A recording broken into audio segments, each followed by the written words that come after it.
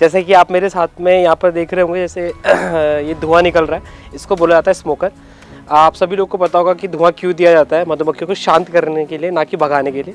तो स्मोकर, सबसे पहले स्मोकर का जो धुआं है फ्रंट गेट में हमको अंदर के लिए देना होता है, इसमें देना पड़ता है ताकि जो धुआं ऊपर के लिए आए और सारी मधुमक्खियों पे धुआं लग जाए इस तरीके से। ये हमारा फ्रेम है, बी फ्रेम है। आप नीचे मधुमक्खियाँ देख रहे हो, काफ़ी मधुमक्खियाँ गिर भी गई हैं। इसमें अभी रिसेंटली अगर मैं बात करूँ तो हनी तो है ही। हनी की मैं बात करूँ, एक सेकेंड, ये मैं हनी दिखा सकता हूँ। यहाँ पर आप देखिए, इसके अंदर ये पूरा शहद है। इस ऊपर वाले पोर्शन में सारा शहद होता है, और जो ये नीचे ये दिख रहा है, ये मधुमक्खी के बच्चे होते हैं, इसको बोलते हैं ब्रूड्स। और इसको अलग करके ये देखो, मधुमक्खियाँ अभी इसमें कंस्ट्रक्ट कर रही है हाइव। आप देख पा रहे होंगे, इसमें मधुमक्खियाँ कंस्ट्रक्ट कर रही है। जो बड़े बड़े ब्रांड का हनी बाहर से लेते हैं, अपने घर पे ही बी बॉक्स रख के खुद हनी हार्वेस्ट कर सकते हैं ईजिली।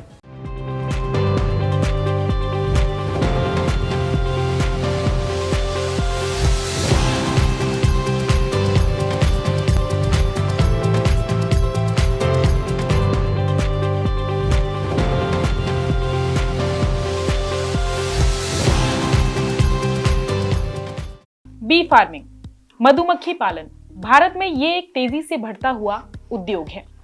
बी फार्मर्स की माने तो इसमें लागत कम आती है और मुनाफा ज्यादा होता है। क्योंकि इस व्यापार को शुरू करने में काफी ज्यादा फायदा है, शायद इसलिए ही किसान खेती छोड़कर बी फार्मिंग का काम कर रहे हैं। इस व्यापार से जुड़ी ज्यादा जानकारी देने के लिए आज हमारे साथ मौजूद हैं बी रेडी हार्वेस्टर्स LLP के फाउंडर डायरेक्टर शुभम राणा, जो आज हमारे साथ बी फार्मिंग से जुड़ी अहम जानकारी साझा करेंगे। सबसे पहले बहुत बहुत स्वागत है सर आपका। Thank you so much. Bee farming, इसके बारे में हमें कुछ बताइए। मौन पालन हम लोग हिंदी में बोलते हैं, मधुमक्खियाँ पालना बेसिकली।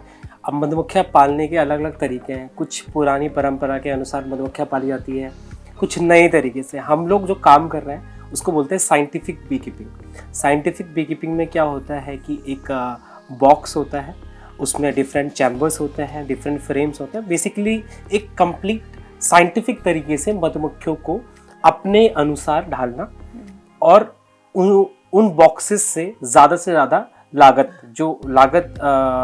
प्रोडक्शन जो होता है वो पाना। जैसे शहद का मान के चलिए, ट्रेडिशनल तरीके से 2 किलो शहद निकल रहा है, तो वहीं साइंटिफिक तरीके से 10 किलो शहद, 20 किलो शहद, इवन किसी केस में देखा गया है कि 30, 35, 40 किलो तक शहद एक बॉक्स से हम लोग हार्वेस्ट कर रहे हैं। अच्छा। तो इसको मौन पालन की श्रेणी में गिना जाता है, साइंटिफिक बी कीपिंग। ट्रेंड चल रहा है इंडिया में, अभी नया स्टार्ट हो रहा है, काफ़ी लोग जा रहे हैं साइंटिफिक की तरफ, क्योंकि ट्रेडिशनली जो है काफ़ी कुछ नहीं मिल रहा था। काफ़ी कुछ शहद के बारे में अगर मैं बात करूँ, कम शहद मिल रहा था। वैल्यू एडेड प्रोडक्ट के बारे में बात करूँ तो वैल्यू एडेड प्रोडक्ट नहीं मिल पा रहे थे, तो इसलिए साइंटिफिक। तो मौन पालन अपने आप में एक व्यवसाय है, जैसा बता रहे थे आप। आपने कैसे सोचा कि आपको बी फार्मिंग ही करनी है? क्या आइडिया आया आपके दिमाग में कि हाँ चलो मुझे ये करना है? इसकी अपना एक बैक स्टोरी है। अच्छा। डेफिनेटली स्टार्टिंग में हम लोग पहाड़ों के रहने वाले हैं। चमोली उर्गम साइड में मैं मौन पालन कर रहा हूँ। कर्णप्रयाग पोखरी, डांगनाथ पोखरी हमारा गाँव है, वहाँ का रहने वाला। बचपन से ही देखा है, पहाड़ों में देखा है कि भैया दीवार के अंदर जब भी आप देखिए कि पहाड़ों में पहाड़ी लोगों की एक परंपरा होती है। परंपरा के अनुसार जब भी हम लोग एक घर बनाते हैं, एक छोटा सा घर मधुमक्खियों के लिए भी बनाते हैं, जिसको हम लोग कई भाषाओं में खदरे बोलते हैं, कई भाषाओं में जलुटे बोलते हैं, घरू बोलते हैं कुमाऊनी भाषा में, और वॉल हाइव इंग्लिश में बोलते हैं। तो ये कॉन्सेप्ट हमारे अपर हिमालयन रीजन से लेकर हिमाचल प्रदेश हो गया या 7 सिस्टर्स जो हमारे आसाम सिक्किम, इन साइड ये चीज़ें की जाती है। वॉल हाइव का कॉन्सेप्ट काफ़ी चलन में है। तो अब वहाँ पर हम बचपन से देखते आ रहे हैं। तो अब जब जोशीमठ में मैं रहा हूँ, 12 साल मैंने वहाँ पढ़ाई करी है, केंद्रीय विद्यालय केवीएन से मैं। तो वहाँ से आते हुए जब मैं इधर आया, यहाँ पर आए, तो इस लोकेशन देहरादून, यहाँ पर मतलब देहरादून लोकेशन की बात कर रहा हूँ। देहरादून में देखा कि यार आसपास भैया थे, तो उनके पास में बॉक्स था, मधुमक्खी के बॉक्स थे। मैंने भैया से पूछा, भैया ये क्या है? तो भैया ने कहा ये बॉक्स है भाई, इसमें ना क्या है, बॉक्स में मधुमक्खियाँ हैं। मैंने कहा ये हमारे गांव में भी होती है। हाँ बल ये, लेकिन ये दूसरा है, जैसे तो समझा वैसा है नहीं, मधुमक्खियाँ दूसरी है। मैंने कहा मधुमक्खियाँ भी टाइप्स की होती हैं? हाँ, ये मधुमक्खियाँ बहुत डिफरेंट टाइप्स की होती हैं। फिर एक होता है ना, ये बच्चे के अंदर रुचि होती है कि उस समय फर्स्ट ईयर कॉलेज में था और एग्रीकल्चर बाय लक एग्रीकल्चर मैंने सब्जेक्ट चल लिया था। तो थोड़ा इंटरेस्ट था पेड़ पौधों को लेके और इन चीज़ों को लेके, तो 20 से वहाँ पर मेरा सबसे पहला समझौता वहाँ पर हुआ। ठीक है, समझौता भी कहने का मतलब ये है कि इंटरेक्शन सबसे पहला वहाँ पर हुआ। फिर मैंने भैया से और पूछा और जानकारी ली धीरे धीरे, उन्होंने बोला कि खादी ग्राम उद्योग में ट्रेनिंग ले ले, वहाँ पर 5 दिन का कोर्स होता है, तो आप। फिर मैं खादी ग्राम उद्योग में, वहाँ पर सबसे छोटा स्टूडेंट मैं था, सारे किसान थे, सारे एजेड लोग थे, एक छोटा बच्चा लगा लो फर्स्ट ईयर में मैं था और 5 दिन की ट्रेनिंग थी, 1 घंटा उनका। तो फिर लिया, ट्रेनिंग ली, वहाँ से समझ में आया और इंटरेस्ट जगा। अब अच्छी बात ये थी कि मुझे थोड़ा उस समय आइडिया नहीं था, लेकिन 4th ईयर में हमारा एक कंपोनेंट होता है एग्रीकल्चर में। एग्रीकल्चर ग्रेजुएट जो भी कर रहे हैं, बीएससी एग्रीकल्चर कर रहे हैं, तो उनके 4th ईयर में कंपोनेंट होता है एपीकल्चर, या फिर मशरूम कल्टीवेशन होता है, या फिर सेरिकल्चर होता है। तो कुछ लोग एपीकल्चर चुनते, कुछ तो बाय लक मैंने एपीकल्चर चुना। एपीकल्चर में क्योंकि मैं फर्स्ट ईयर से करता आ रहा था, तो मुझे पूरा नॉलेज था, तो अपनी क्लास वाले बच्चों को भी मैंने ही सिखाया कि भैया क्या होता है क्या नहीं होता है। तो उस दौरान यहाँ से लेकर यहाँ तक अभी मेरा फॉर्म है, कंपनी है जो मैं बात करूँ, तो वो इसके बीच में बहुत सारी कहानियाँ ऐसी हैं और इंटरेक्शन हुआ और जानने को मिला क्या क्या और मधुमक्खी पालन में होता है। तो एक बेसिक जो मैंने बताया वहाँ से शुरुआत हुई। अच्छा, कोर्सेज की आपने यहाँ पे बात करी, तो 5 दिन का कोर्स इनफ होता है अगर कोई इस बिजनेस को करना चाहता है? 5 दिन का कोर्स इनफ है या उसके बाद भी आपको कुछ? डेफिनेटली 5 दिन का तो एक इंटरेस्ट जगाने वाली बात है। अच्छा। मैं बात करूंगा मौन पालन की, बी कीपिंग करने की। तो बी कीपिंग में ये है कि आप मधुमक्खियाँ पाल रहे हो, जब उनके साथ में जैसे होता है ना कि तब तक आप उनको नहीं समझोगे जब तक आप उनके साथ रहोगे नहीं। 5 दिन में कितना जान लोगे? उतना ही तो जानोगे जितना आपको पढ़ाया गया है। आपको रहना है उनके साथ, आपको उनके साथ एक अच्छा कनेक्शन बनाना। जैसे हम गायें पालते हैं, गायों को हम चारा वगैरह देते हैं, सब चीज़ देते हैं, फिर हम दूध वगैरह भी निकालते हैं, जो भी है, तो एक संबंध है। तो वैसे ही हमको मधुमक्खियों के साथ एक संबंध बनाना पड़ता है। तो वो संबंध बनाने के लिए हमको बेसिक से 5 दिन तो एक रफ आइडिया होगा कि आपको इंटरेस्ट जगाना। उसके बाद एटलीस्ट आप 1, 2 या 3 बी बॉक्सेस रखो।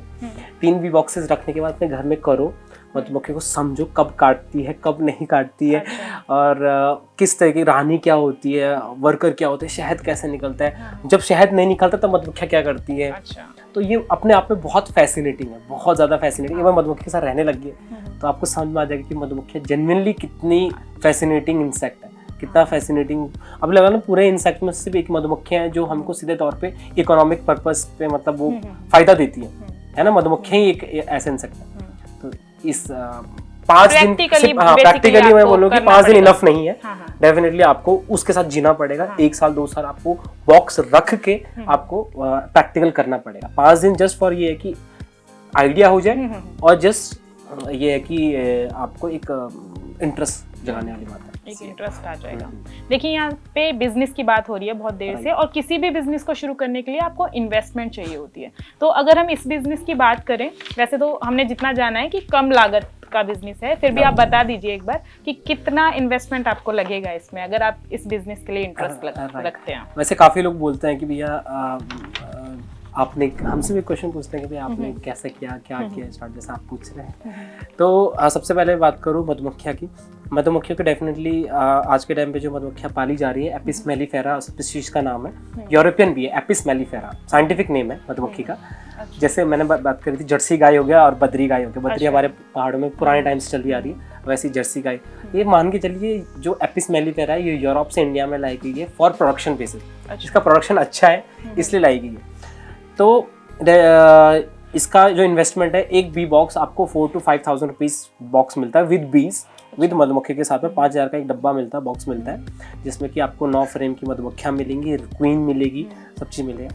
तो 5,000 से आप एक बॉक्स रख सकते हैं और एक बॉक्स से आप साल में 2 या 3 बॉक्स बना सकते हो खुद से ही। अच्छा। मतलब डिवीजन होता है। अब मधुमक्खी का एक छोटा सा बॉक्स है, अगर उसमें 60,000 से 1 लाख मधुमक्खियां हैं उस बॉक्स के अंदर, अब 2 लाख मधुमक्खियां हो गई, तो उस बॉक्स में तो रह नहीं पाएंगी, जगह नहीं है ना। अब एक कमरे में आप 10 लोगों के लिए कमरा है और 100 लोग फिट तो नहीं कर पाएंगे, उनके लिए दूसरा कमरा चाहिए या दूसरा घर चाहिए। तो ऐसी मधुमक्खियों की जब तादाद बढ़ जाती है तो उसको हम डिवाइड करते हैं, डिवीजन करते हैं। आधा दल दूसरे बॉक्स में दे देते हैं, उनके लिए दूसरा घर बना के दे देते हैं। तो ऐसे साल भर में एक डब्बे से 3 बॉक्सेस हम बना सकते हैं। अच्छा, और इसमें रिस्क कितना है? किसी भी बिजनेस में रिस्क भी होता है, तो इसमें कितना रिस्क है? इन्वेस्टमेंट की भी बात करिएगा, कितना रिस्क है इसमें? इन्वेस्टमेंट तो अभी तो मैं चल ही रहा था कि 5,000 का एक बॉक्सेस आता है। इसके साथ में आप लोग बी वेल छोटे मोटे इक्विपमेंट मिला के अगर मैं बात करूँ 10,000 का आपका एक बॉक्स के साथ में इन्वेस्टमेंट लग जाता है। 10 से 15,000 का लग जाता है।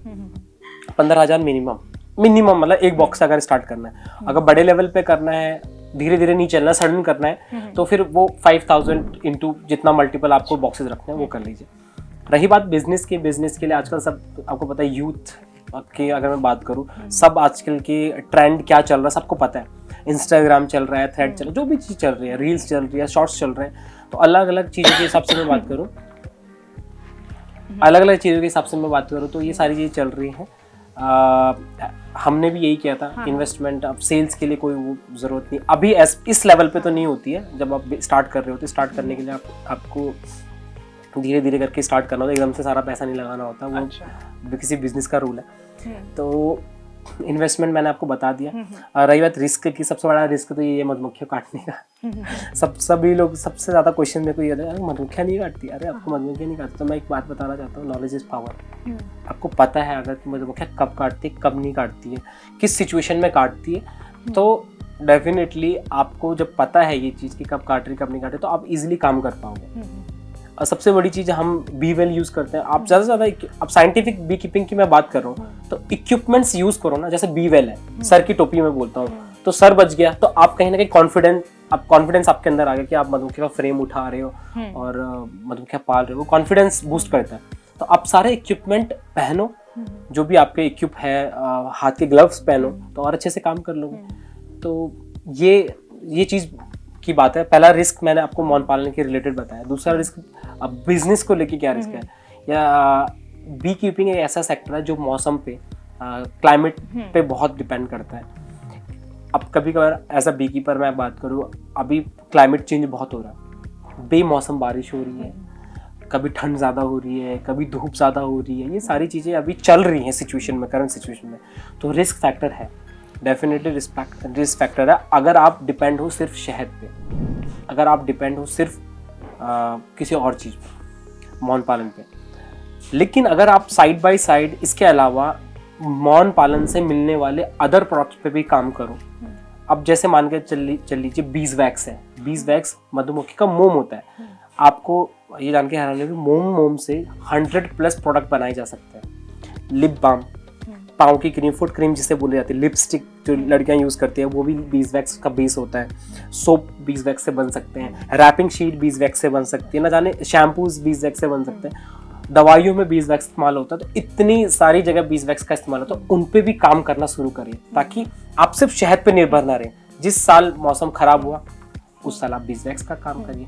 बीज वैक्स नहीं है तो और प्रोडक्ट क्या है, बी वेनम है, प्रोपोलिश है, बी पॉलन है, मधुमक्खियां बेचिए, रानी बेचिए, क्वीन जो होती है क्वीन भी बिकती है, इक्विपमेंट बेचिए।